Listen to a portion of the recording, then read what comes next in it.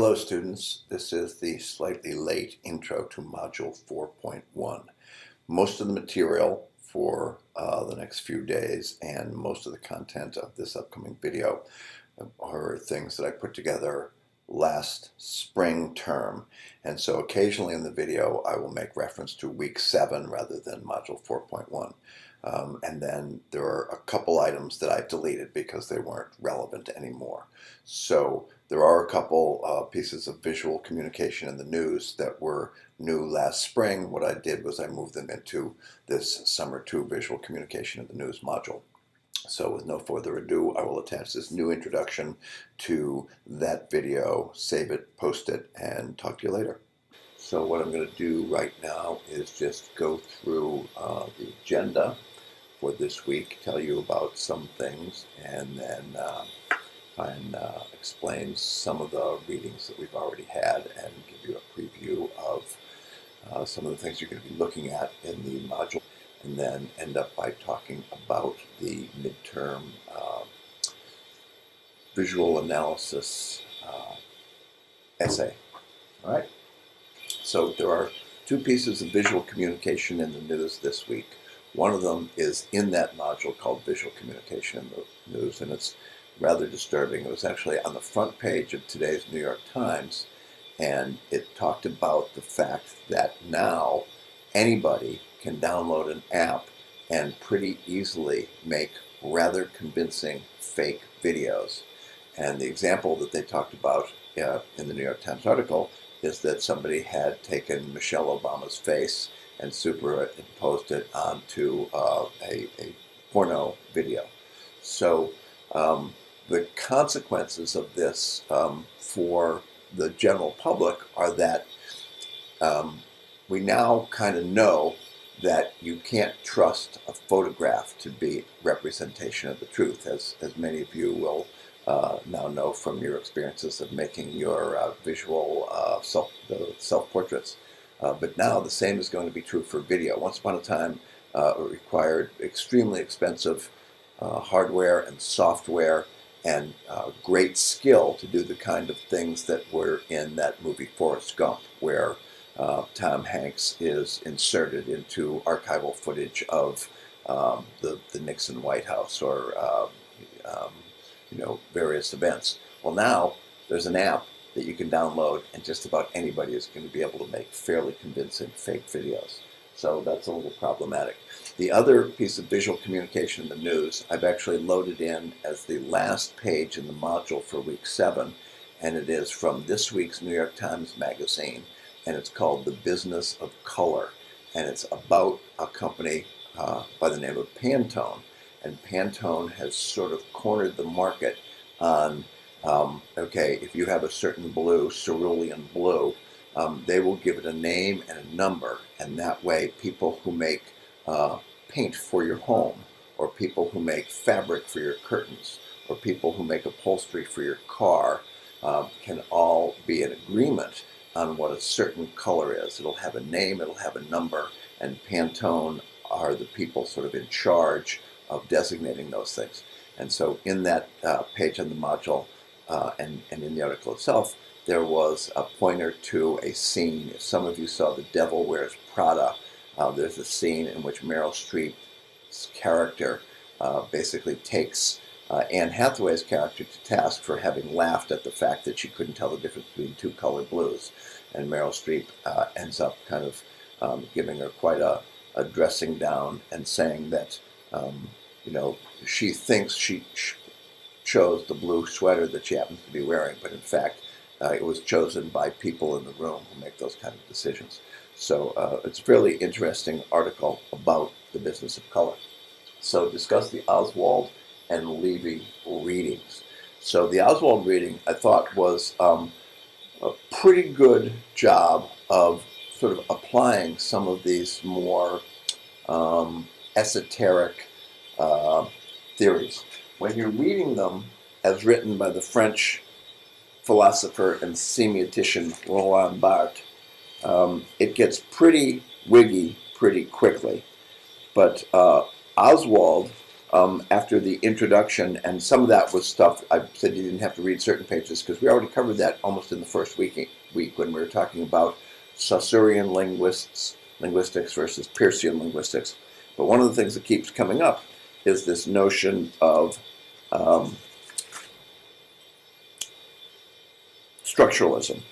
And so Oswald has a couple of charts, and here I have them in the hard copy, but when I'm done recording this, I will actually bring in linkages to these sort of structuralist diagrams. You could call them semiotic squares. And they rely on the idea that there are all these opposites. So we have male and we have female, we have power, we have powerless, we have mature versus trendy, we have individualistic versus social. So these different concepts that are in these diagrams are ones that can help people talk about an image and what it is communicating. So again, we're back to that idea that we communicate with words. Images have this tremendous power to communicate, but our ability to talk about images depends upon some agreement, linguistic terms, theoretical terms. So Oswald does, I think, a pretty good job of applying this semiotics to a couple case studies. So she's got the case study of McDonald's and how they were hurting at one point because they were losing market share, and part of it had to do with the fact that they seemed to not take seriously a very large segment of the market, which were the women, and so they did some semiotic analysis and came up with some advertising that was sort of more appealing and friendly to women. And then we had compact computer that ended up failing. And so I thought that the Oswald essay, if nothing else, she did a good job of applying semiotics to a couple of cases, and particularly used some of the tools to talk about images that were in there.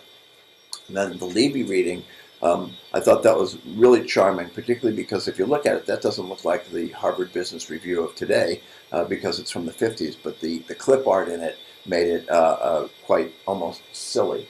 And so, but he had some really good points. Oswald says that Levy basically is the one who introduced the idea that advertising and consumer branding is working in symbols. And so before this, people hadn't thought much about it. So even though Levy doesn't use any of the new technical jargon of semiotics, he really was saying that what we have are symbols for sale. And if you think of, you say, well, how symbolic is all this stuff? Imagine you have a teenager who would like a pair of Air Jordans and they would like an iPhone, and instead what you deliver to them are sort of the, brand, Sears brand name sneakers and some, sort of old Nokia phone. They would be, just heartbroken at how you had sort of not met their expectations, because it's not the actual sneaker or the phone itself so much as what Air Jordans symbolize and what an iPhone symbolizes. And so these and other brands have succeeded very well in selling people these ideas that are really about their identity. Okay? So what you're going to find in the module for week 7 is a lot of stuff on logo and brand design. And so most of this is stuff that you'll be reading or viewing inside of Canvas. Initially, there's some theory about how logos work. There's some pretty nice examples of logos for the National Hockey League. And if you look at those and see the ones that are considered the best and the worst, you'll probably get a sense of, why is it that these old style ones are really regarded as the best, and why is it some of the new ones are really the worst.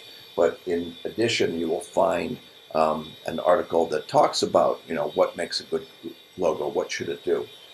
We have also a short video about Google. When Google redid its logo, a lot of people were sort of appalled by that because they like the old logo. And so people do not respond well to change, but there's some interesting commentary on, there's both a video by Google about the new logo, and then there's a article about people's resistance to the new logo. And then there's also a page on the evolution of the Starbucks logo. The Starbucks logo has changed 4 or 5 times already since the firm was founded. It's not that old. And so there are reasons behind the logo. And one of the things that the Starbucks logo, that other logos are doing, is becoming more pictorial, and they have fewer words. And so this is a trend which seems to be, all logos seem to be going in that direction. There's then a page about Chip Kidd, who is the premier book designer.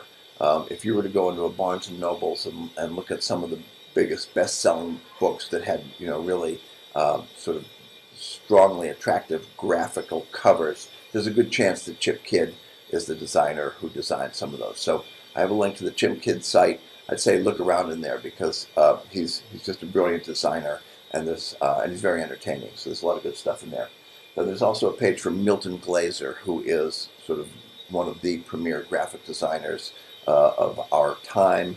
If you've ever seen the I Love New York logo, that is his work. There's a famous sort of multicolor image of Bob Dylan that was an insert into a Dylan album from the 60s, etc. So Milton Glaser is just brilliant. Then there's also a page from Naomi Klein. Naomi Klein is a Canadian. She's a sort of a theorist. She's an educator. And so she has a book called No Logo. And so the gist of that is logos are not innocent, and logos are not necessarily your friends. And so it's quite a critique of the degree to which we are constantly bombarded with these logos. And so, we as mature adults, we can say, oh, fine, we can ignore it, we can do whatever we want. When you think of the impact on young people and the way they are then sort of exhorted to own this and buy that and have the best one and the most expensive one. So Naomi Klein has some fairly strong opinions on the harmful and negative aspects of the way logos have pervaded our society. And then we've got the Olympic pictograms through the ages, and that one is Heller is his name, and he is sort of one of the premier graphic designers of all time. And so that's a short little video which is quite entertaining and will communicate quite a bit in a short period. Okay. So let me see if this. Oh, also, Levy mentions the Spring Maid ad, the Clabber Girl, and the Pepsi Girl. And so one of the things he says is suggests that the average consumer might miss or ignore the humor in a Spring Maid sheet advertisement. And so there's a copy of such an ad. You could say, well, it's humorous. You could also say it's sexist, it's racist. So it may not be deemed as humorous today as it was in the 50s, but at the time there was sort of a message there. And so then there's the example of the sort of Clabber Girl as an example of an outdated symbol. And then we have the more current Pepsi Girl, but this is the Pepsi Girl from the 50s. So those are kind of interesting. There's a whole thing on logo and brand design that includes Hillary Clinton's logo in her 2016 campaign, the original Trump-Pence logo, which was then revised because people made a sort of scandalous animated GIF of it, and so they switched to a different logo. Then we've got the NHL logos. Google's new logo. Starbucks, so there are 4 different Starbucks. So from 1971, when it said Starbucks Coffee, Tea, and Spices, to the present one, which I'm not sure when the present one was launched, but that one now has no words. So it went with more words to fewer words to no words, and theirs is not the only logo that has gone in that direction. We've got Chip Kidd, we've got Milton Glaser, we've got no logo, pictograms. All right, and then now we get to the assignment, so the midterm essay assignment. There is a page for Paul Martin Lester's 6th perspective. If you'll think back to the first class meeting, and we talked about different approaches, there was Gestalt, etc., and one was the Lester-Huxley model. And it's called that because Paul Martin Lester, a current faculty member in California who teaches visual communication, is a great believer in some of the things that Huxley said about images, including the more you know, the more you see. So Paul Martin Lester's book is called Visual Communication, Images with Messages. And so what I have done is I've uploaded one chapter of this book, and it is Section 4, The Media Through Which We See. And what it does is it introduces Paul Martin Lester's 6 perspectives, and they are personal, historical, technical, ethical, cultural, and critical. And so you should read that article, read that chapter. It's not long, it's pretty straightforward, because when you look at the midterm image analysis assignment, you will see that you have the option of picking any number of the theoretical approaches that we've covered so far. Most people, for the past 3 times that I've taught this course, have chosen Paul Martin Lester's 6 perspectives because it is very easy to apply. And so I'd say, by all means, choose that if you want. If you'd rather choose Gestalt approach, you can do that. If you remember that 35-slide PowerPoint, how pictures work, that is basically a pictorial representation of the Gestalt approach. So you could do a Gestalt analysis. You could try to do something with Roland Barthes' Semiotic Analysis of an image. The assignment specifies that the image that you pick, and you can pick anything. You can pick an ad, and as Barthes said, one of the advantages of picking an ad, there's no ambiguity as to what the advertiser was trying to do. They're at least trying to get you to know what they sold and think positively of their product in some way. So you could pick an ad, but you could pick a work of fine art. You could pick a painting. You could pick a work of your own art. You could pick some graffiti that's on a wall somewhere. So there's no restrictions. Or that whole collection of images, when we had the first shot in analyzing an image, you looked at a whole collection of what are news photographs from the New York Times, and it was the year in pictures. So you pick any image that you want and then analyze it using some theory that you would like to apply to it. But if the image has any words, then you need to also address the words, and this is specified in the details on the images on the assignment. So there you can choose to either use Barthes' approach to the way words often serve as anchorage for an image, or you could use either of the Lupton and Miller essays that are talking about typography and words, or you could use the Goodhart-Wilcox chapter, which talks about text, etc. But if there are words in the image you're analyzing, you need to somehow address them. And then there's a note in the Paul Martin Lester's 6 perspectives. What he does is, one of his perspectives is ethical. Well, when he goes into the ethical perspective, then he branches into 6 different sort of ethical approaches. You don't need to try and get each one of the 6 ethical approaches to talk to your image, because in some cases it would just not be appropriate. So you might choose to just have one ethical approach if you're using the Lester 6 perspectives. And then what I have on the page after that, I think, is a sample that I did myself. So I took an image. It was an image that was actually on a music CD, but I knew that before it was on that music CD, it came from the 60s, and it came from the circumstances when the United States was involved in the Vietnam War. And so you can read my image essay analysis, and what I'm doing there is I am using Paul Martin Lester's 6 perspectives. So I think that wraps it up for what I'm going to be saying here about this upcoming week.